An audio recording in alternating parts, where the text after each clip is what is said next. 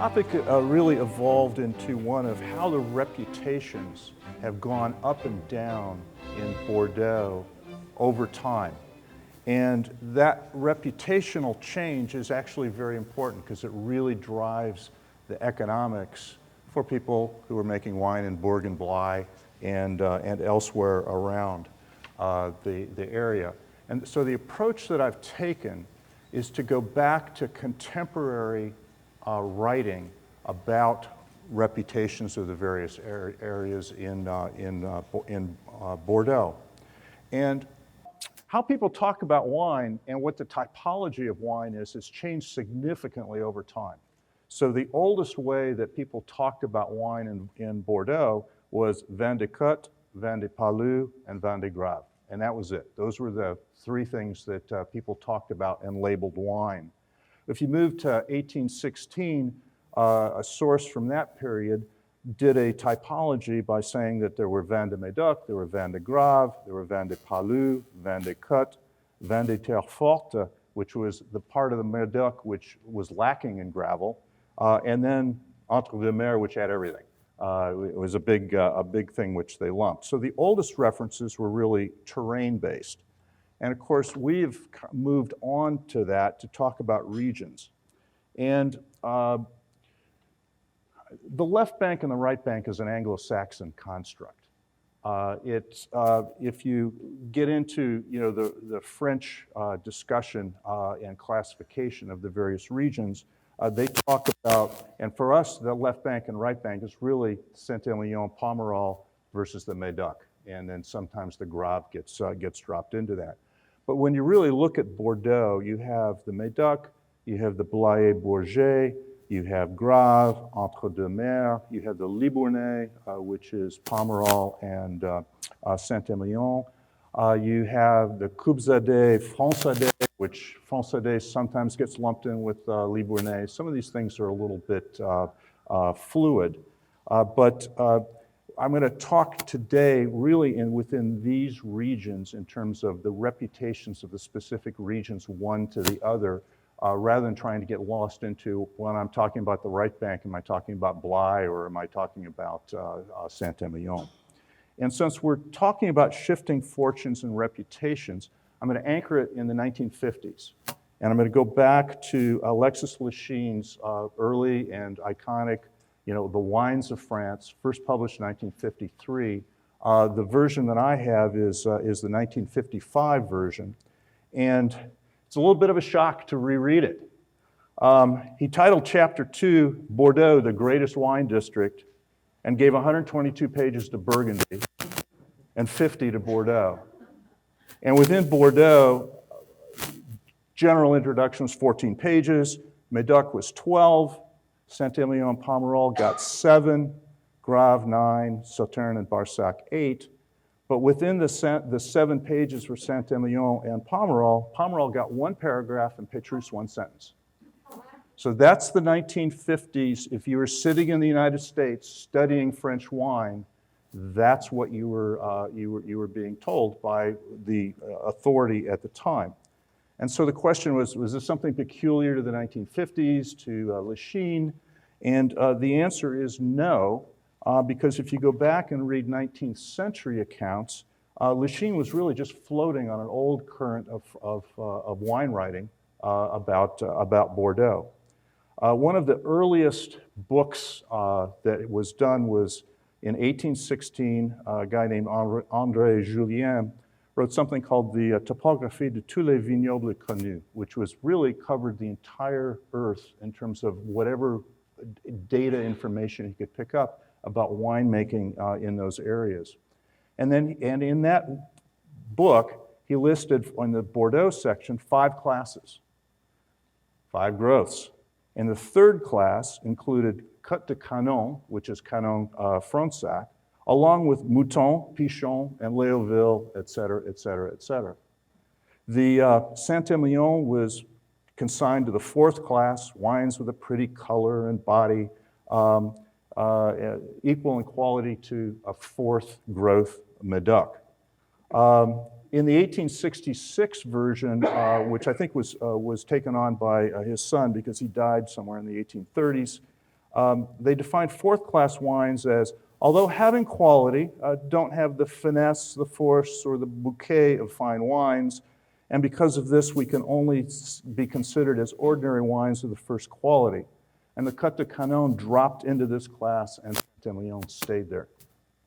So the wines of the Cotes of Saint-Emilion are pretty, and et cetera, et cetera. He also says that Cotes de Canon acquires more finesse through aging than does Saint-Emilion. And Pomerol is in the second rank of the wines within Saint-Emilion. So this is wine writing from the first half of the 1800s. There was the archives of one of the leading Bordeaux brokers left a document in 1815, which is in their archives, with his view of Bordeaux in general. And what he said about Saint-Emilion is a wine with much of the nature of Grave. It is more delicate in taste, but it lacks the sève that characterizes the other. Saint-Emilion has some crus which are markedly preferred over others, but in comparison to our Grave, these premier crus de Saint-Emilion cannot compete with such as Bourrin, Picaillou, or similar cru in Grave. And I mean to say that there's no Saint-Emilion wine as distinguished as Piquant, Catalan, and La Mission in Grave. So again, this is the received wisdom in the first part of the 1800s. Continuing with 19th century writers, Charles Cox wrote published in 1846 a book called, in English, and there was a French translation, called Bordeaux, Its Wines in the Claret Country. And it was a tourist guidebook to Bordeaux, but then with a lot of writing about the wines as well. And again, looking at the page count, he gave 30 to the Medoc, 5 to red Grave, 3 to white Grave, and 3 pages to Libourne. So, what is going on?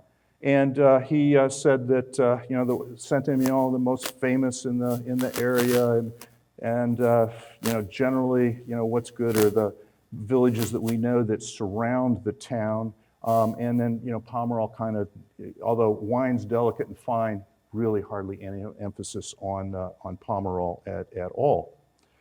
He says that the Fronsac, he says the Fronsac was formerly preferred to that of Medoc, although it now has less lightness and bouquet.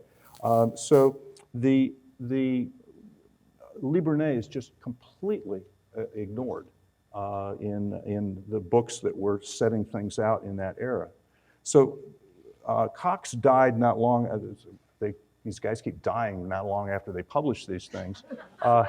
He died not long after it was published, but his French editor, a guy named Edouard Ferret, picked it up and published a second edition in 1868. And he dropped the whole tourist thing and then put in, not detail, but write-ups on the individual properties all through Bordeaux. And it became a very, very large book. And he gave 92 pages to the Medoc, 55 to Grave, 41 to Saint-Emilion and Pomerol, and so on and so forth. But when you go into his commentary, the wines are appreciated of Saint-Emilion and Pomerol, but they're really still overlooked. Saint-Emilion is, without question, the highest expression of the wines of the Cotes, and goes on to talk about their aging and the characteristics. He says about Pomerol, they're softer, smoother, more quickly drinkable, which is a theme which we'll pick up again later because it's actually fairly important. So it's very different today. Jane Anson's book on Bordeaux was published in 2020. She's got 174 pages for the Medoc, 86 for Grave. Little Pomerol, which we were talking about the other day as being the smallest of the appellation, it gets 38 pages just for Pomerol alone. So the question is, why were the Libournais so underappreciated in the past? And then how did it gain its current prominence that we've been spending a lot of time on the last 3 days here.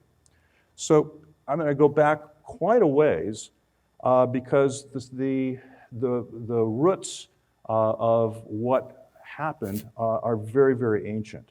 And so if you look at the wine trade in Bordeaux from the Middle Ages to about 1700, first thing to remember is that in antiquity, Bordeaux traded wine before it ever had vineyards. It was an entrepot trading point. And the wine trade with England, as well as Flanders and the Baltic, existed even before Eleanor of Aquitaine married the English king, and that whole area became, subject to the English crown. But at that time, La Rochelle was the principal port. Where were the wines coming from? Poitou, Saintonge, Charente, those areas up there. I mean, there were some wines coming out of Bordeaux as well, but La Rochelle was the main export port. And structurally, what happened then was that the French king conquered La Rochelle, which cut England off from its source of supply, which then moved down to Bordeaux. But Bordeaux had a lack of capacity in terms of the amount of vineyards and everything there. So what happened was that the bourgeoisie in Bordeaux started to plant around the city and particularly in the Graves area. So there were already were vines there, and there were vines in Pomerol and Saint-Emilion, and et cetera. But there was an investment that was then made to supply the English demand. And to protect that investment, the bourgeoisie of Bordeaux lobbied the English king for protection. And they were also transshipping wine from the Haut Pays, coming from Gaillac and from Bergerac and from Cahors as well. And some of these English rules which were put in place said that all of the wine produced by the bourgeoisie and the aristocrats of Bordeaux had to be sold before they could sell the wine of the Haut Pays. And they had very strict regulations about what wine could be brought into the town, where it could be stored, et cetera. And it was all about control of the trade and control of the investment that was going into the vineyards.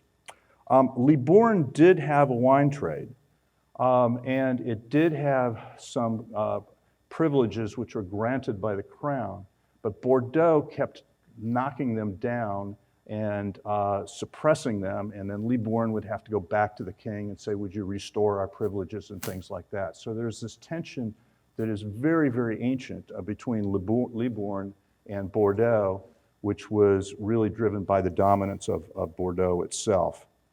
After, we talked the other day about the Battle of Castillon, when the French took over the whole Aquitaine region, and it pushed the English out. And so the second half of the 15th century, the wine trade passed to the Dutch. And they focused on white wine, distillation, robust red wine, et cetera. But in this time, in 1647, we have the first classification. And it was done by the Jura de Bordeaux. It was done based on price. And in that classification, it did, the records show that Libourne wines were selling for less than Bourg at about the same price as Bly. So things continue to change, and the Medoc took off in the 17th and 18th centuries. During the English period, vineyards had slowly pushed their way up the estuary and up the road, but it was largely a grain-growing region at that time. And Henry IV encouraged a draining of the marshes, and he chartered a company that was run by Flemish Dutch people, actually throughout all of France, to do this drainage. There was a lot of economic incentives that were put in place that would incent people to invest in the drainage and everything that was there. But in the 16th century, Graves was still the most esteemed and the highest priced wine. And things then began to change in the Medoc in that there were seigneury estates, and there were basically feudal constructs, particularly in the Medoc, and they started to consolidate, and the organization of agriculture changed. It went from tenancy to sharecropping to direct management by the regisseurs of the estates as well. So it was a gradual thing that happened.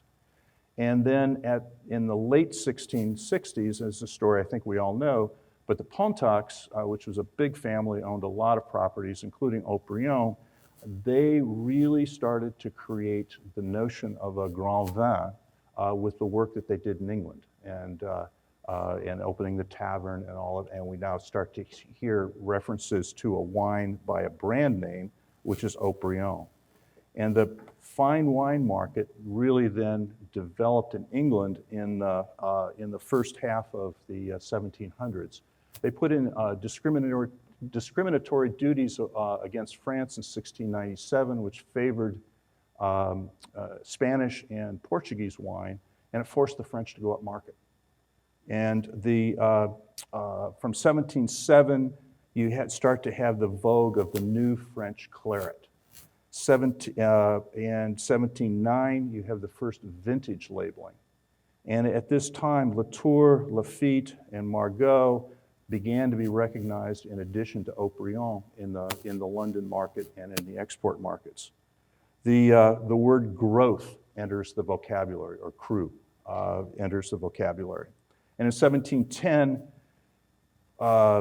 they go crazy in Medoc and just start planting vines everywhere, to the point where the king actually put in a decree to pull up vines because it was displacing grain production, and they were worried about famine. So there was enormous investment in the Medoc by the aristocrats and the merchants, many of them the Bordeaux parliamentarians. There was virtually no, and Hubert had said this on Wednesday, there was virtually no investment in the Libourne area by the aristocracy or the bourgeois of Bordeaux. It was just somewhere else. There was investment by those groups in the Entre-Deux-Mers area. So, but Libourne was just completely left out. And, but then you start to get this change of Medoc versus Graves as well. And so for 34 vintages, based on brokers' records, Medoc offered average 386 pounds a tonneau, and Graves at 298 pounds. So it went from most esteemed, highest price into the second area. And so by 1800, Medoc had completely eclipsed Graves, and the Cox book of 1846 goes, the delicate Graves wines, which sometimes are worthy to vie with those of Medoc. So Graves is now starting to move down in terms of reputation. And Paris was largely a Champagne, Burgundy market, Loire for more ordinary wines. The Bordeaux wines, which were in Paris, tended to be brought by the aristocrats from their properties, which meant Medoc. So continuing with moving to the 19th century, again with the changing view of Graves, Lawton, who I mentioned earlier, I was going to say he echoed Cox, but Cox is probably echoing him. He says, Graves are mainly characterized by hardness, sometimes harshness. And that said, compared to our Medoc wines, they never acquire the mellowness nor the amiability, but they have as much or even more color. They also have Sève in some vintages. It's even very striking. But the base of the wine in general, I mean the hardness, always prevents it from developing the elegance that we find in the Medoc. So this is one of the key brokers in the trade, and we've already heard what he said about Saint-Emilion. Yeah, Sève is very difficult to translate. It is, I have it here. It's a combination of kind of force and the bouquet and the savor of the wine. I got it, but I'm having trouble finding it. It's a word which is very, very common in older French wine writing. Sève and capiteux, which gets translated as heady or go to the head. But those are very, very typical discussion terminology that was used at that time. So sève is it's when a spirit has sève, when it possesses an alcoholic force and a taste which is particular and agreeable, which flatters the palate and perfumes the mouth. That's so that's where we are in Graves. And as Hubert said on Wednesday, the negociants controlled the wine trade. And as I said before, since its founding, Bordeaux was based on entrepot trading. And the wine trading existed before the vineyards were planted. And it also then developed into a major processor and re-exporter of colonial products as the French colonies developed. And it was also an absolute linchpin in the triangular slave trade in that era. Thing to remember is that in the medieval era and when Graves was developing, the Medoc was developing, there were no brands. Things were sold in terms of vin de pays or vin de Graves or whatever, but the individual estates were not mentioned. So there were not brands that had been developed until the 1700s. There were also a whole bunch of different nationalities behind these houses. French, English, Dutch, Flemish, German, and they had relationships and networks which developed over generations. And probably some of us have heard of the house of Schuyler and Schroeder, which I think still exists. And in 1782, Schuyler married one daughter to a Tesdorf, who was a major Lübeck negociant. And he married another daughter to a Bordeaux sugar merchant and sugar refiner. So you have all of these networks that were developing. The negociants extended credit, which the producers needed over long periods of time. In the 18th century, to all the investment in the vineyards, then you had all the disruptions, the Revolutionary and the Napoleonic Wars. In the early 19th centuries, a lot of the vineyards are in real financial trouble. The markets in 1816 were basically termed vin de cargaison, so cargo wines, and that went to those places, Holland, the Baltic, etc. Ordinary aged wines, which went to America and the interior of France, and then first quality aged wines, which went to England, Russia, and India. I'm not sure, that's probably British colony type of thing, but that's directly out of the 1816 book. And so they just controlled the whole export market, which was the main market because this is before the railroads. It wasn't easy to ship stuff all through France.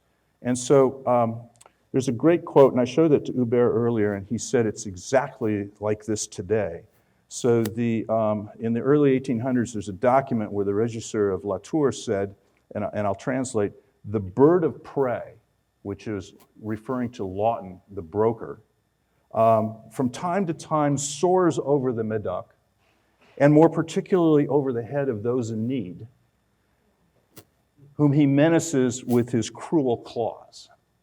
And then Guestier, which is or the origin of Barton and Guestier, he nicknamed Pierre le Cruel. So there was this tension and stuff between the producers, even someone as well known as Latour in that, and important as Latour in that era, felt constrained by the negociants. And because of where they had their own economic interests, the fine wine trade was basically Medoc and Sauternes. So, not forgetting about Libourne, as we said before, there was very little investment there from the Bordeaux center. And in the middle of the 18th century, it was really focused on the Dutch trade. It accounted for 30% of Bordeaux exports, Bordelais exports to Holland, but also 70% of the vin de Haut, which was coming from Cahors, Gaillac, and Bergerac, and those places. And then that trade fell off with the Dutch, and particularly the wines which were flowing through Libourne. In that period, there was actually very little Libourne produced wine that was being shipped by the Libourne negociants. It was mostly wines from upriver. And so they then oriented their market towards the north of France. Documents refer to Brittany and the port of Dunkirk, as well as Belgium in the early 1800s. And there's a lot of uncaptured statistical data on the cabotage trade, which is basically the coastal lighter type of trade, which was apparently with northern France, which was very steady and significant. So as we come up on the 1855 classification, what's important of this structural things is that Libourne was just a different world. And this is not going to be I'm not going to talk much about the 1855 classification. We mostly know about it. Classifications predated that. It started in 1868, 1816 with Julien's books, and then there were a whole bunch that followed in the 1820s, in the early 1830s. There are even maps which are available, which were published in terms of road maps to the Medoc, which included wineries that were classified by cru. And in 1846, we had Cotes. And so when the government asked for presentation of luxury goods at the Paris Exposition, there was a huge fight within Bordeaux about who was going to control that, because there was a movement by a number of the better-known first growths to present their wines directly. And the trade through the Chamber of Commerce drew that back and got it so that they would propose what the wines were. And their first approach was they weren't even going to label where they came from. And there was a whole thing about it, and eventually they were, the labels were done. So the classification, it just completely left out everybody else except for the Medoc and Sauternes. That was it. I mean, Haut Brion was there, but that was because it was really the original first growth. And so what happens is, after 1855, the landscape freezes for a century. I remember where we got to with Lichine. Now, despite gains in notoriety, and Saint-Emilion's producers presented at the 1867 Paris Exposition, they won a gold medal. Petrus won a gold medal in 1878. Cheval Blanc's 1921 vintage was a rock star in England. Pomerol finally got a communal designation, but the Bordeaux shippers just continue to ignore the Libournais. So as you fast forward 100 years, the market stayed very focused on Medoc. And it's a sad quote that I've got here. It's from the 1949 Cox and Ferret Guide to Bordeaux Wine.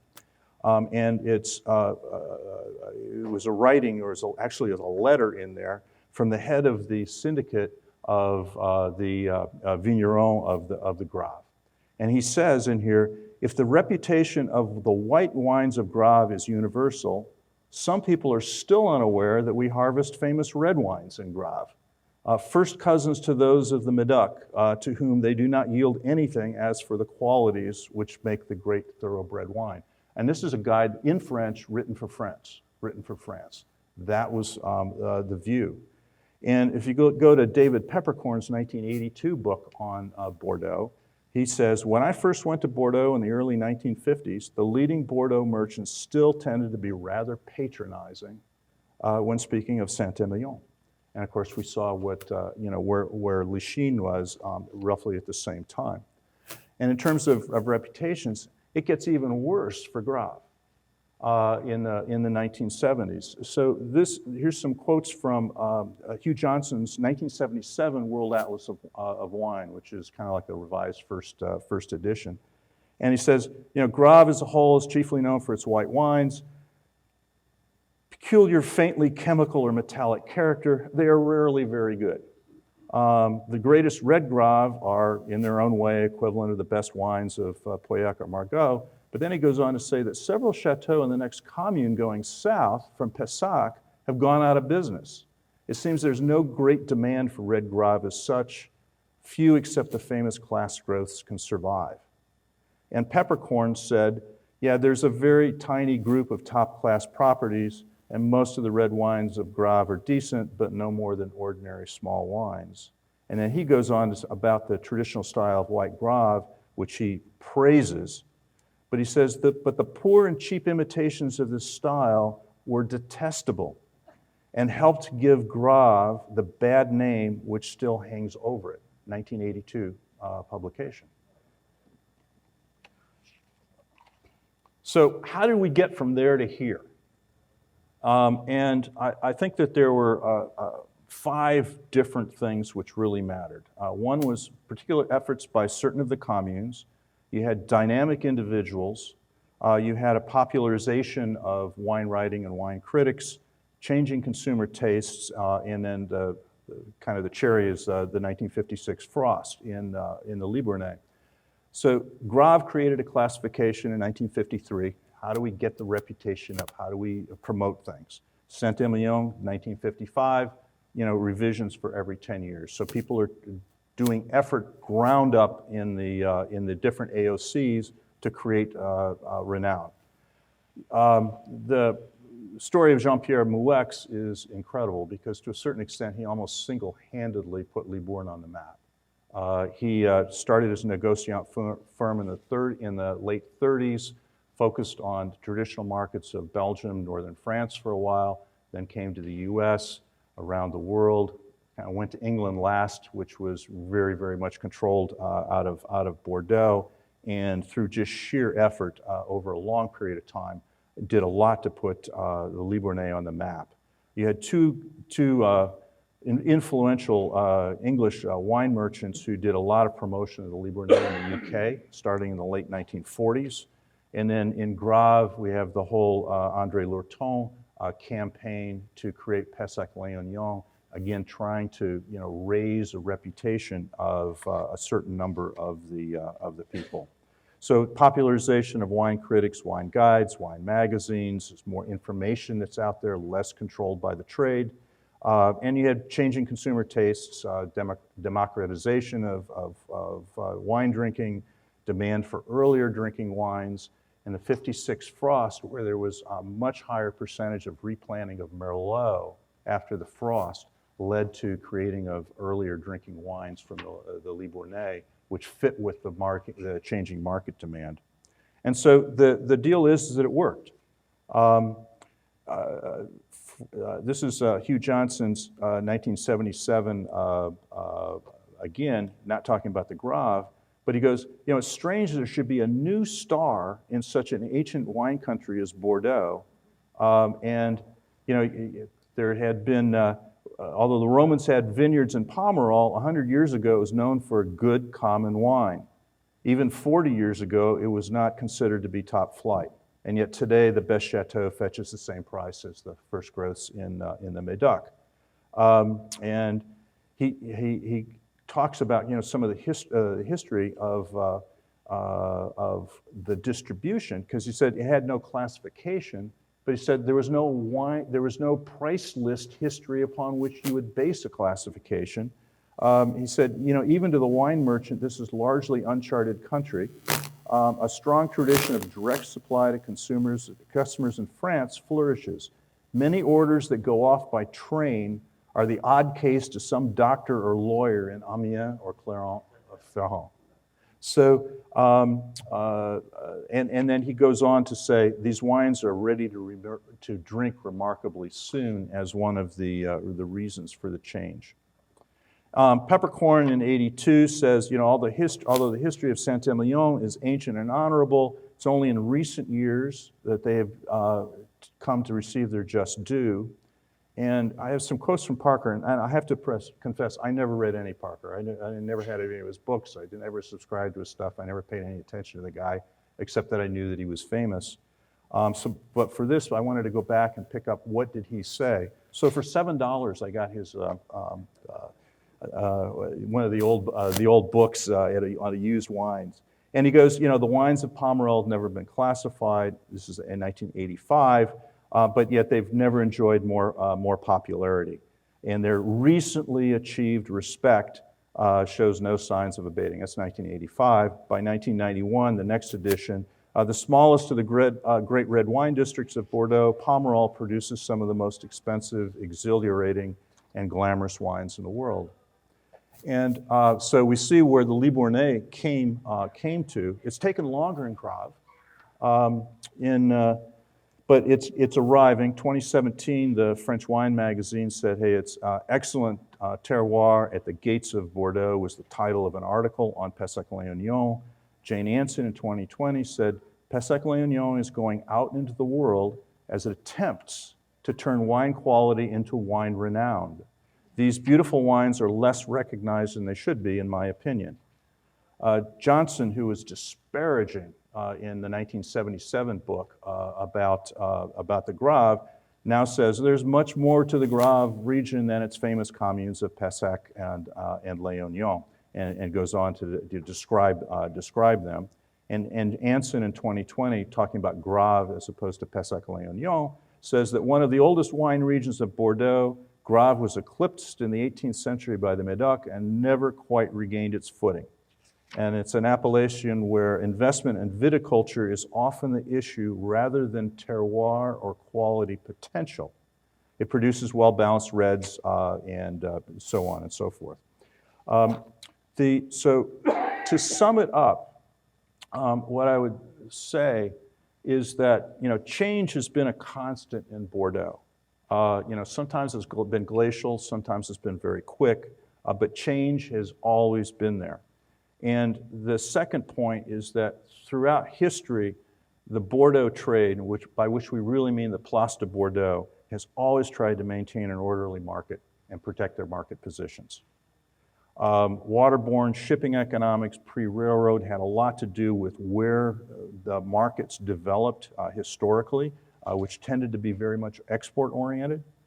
The market shifts that took a long time in the past now go so much more quickly. Now, not only with the, as we moved into the age of mass communication, and if you look at the internet, it's like mass communication on steroids. So those shifts happen more quickly. There's a lot more information out there. And the other thing I think that to remember is that much more than the rise of the Libournais and the rehabilitation of Graves, there's been a lot more that's been going on.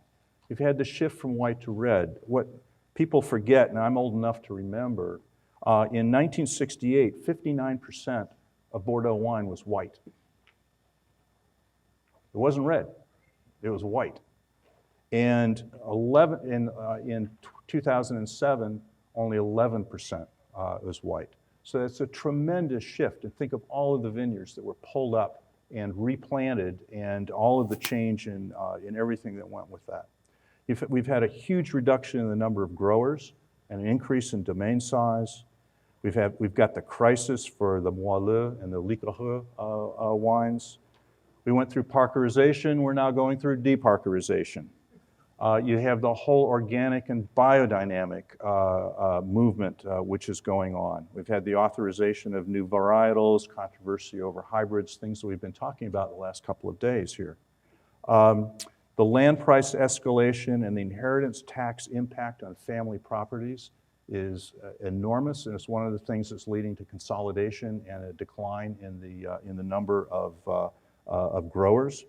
And yeah, it's partly a feedback loop, but the whole corporate and trophy investment that has gone on is also having a significant change on the economic structural land case there. So nevertheless, there's still a lot of inertia in brand reputation, particularly for the first growths. 1855 hangs on. I was surprised because, as I said, I'd never read any Parker, but going back and reading his books, I see he keeps discussing whether a particular wine that he is reviewing, whether it should be promoted or demoted in terms of the cru, and where he's talking about non-Medoc wines, he's saying, well, should this be a second or a third growth in Medoc? So that whole thing hangs on. But it's even older, as we saw that the classifications had started, very much early, 50 years before the 1855 classification. But it was a little bit more democratic there. And so the growth equivalent, continues as a measuring stick. But I think we all know as wine buyers in the United States that points rule, which is something to do with the change in communication. So that's that's kind of an overview. It's a lot of history, but it's absolutely remarkable how the reputations have changed and evolved, and the impact that has had on the economics of different regions. We didn't talk about Bly and Bourg, but as I said, back in the 1600s, it was selling for more than Libournais wine. Today they have trouble giving it away. But change is change. We want to thank you, and there will be more questions for you at dinner.